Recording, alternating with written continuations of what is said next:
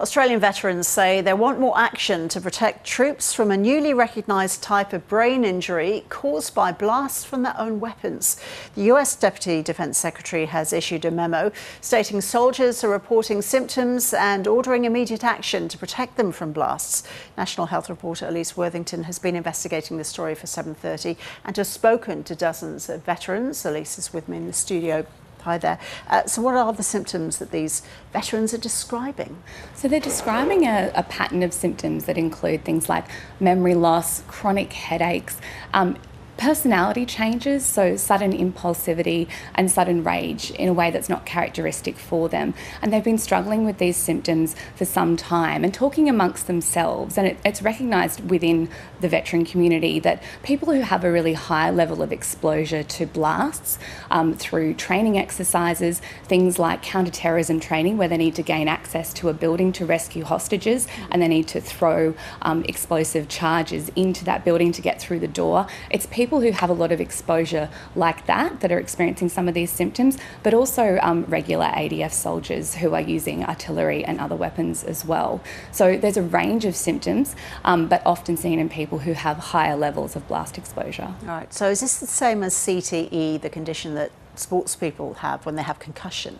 So it's quite different because instead of a concussion, which has sort of that immediate impact, we're not talking about someone being blown up by an IED or something like that which might knock them out.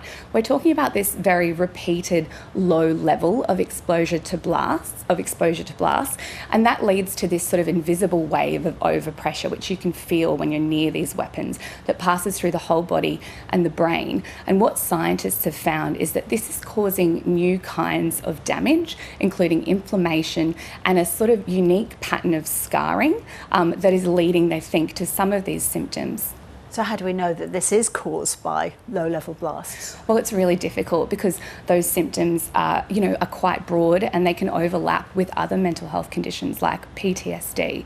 But what researchers in the US have been able to do is analyse the brains of people who have this kind of low-level blast exposure after they've died. And it's only then they're able to slice open the brain and see this microscopic pattern of damage. They've identified a new kind of scarring called interface astroglial scarring, which are these tiny star-shaped scars on the surface of the brain, on the interface between the white and grey matter.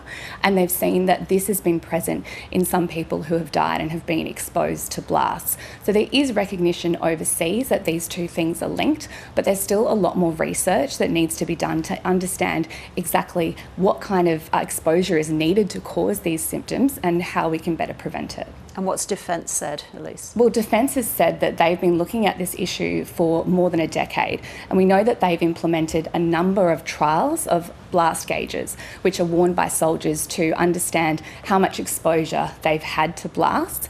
But these have been trials that have found that there is a notable risk to soldiers of overpressure, but it seems that they've been discontinued and another trial hasn't happened for several years and then another several years. And Defence says they've recently instituted a fourth trial that started 2 months ago, and that they take the health and safety of their soldiers seriously and have also issued guidance to better protect soldiers from blast exposure while the research is still developing in this area. Thanks, Elise. Thanks.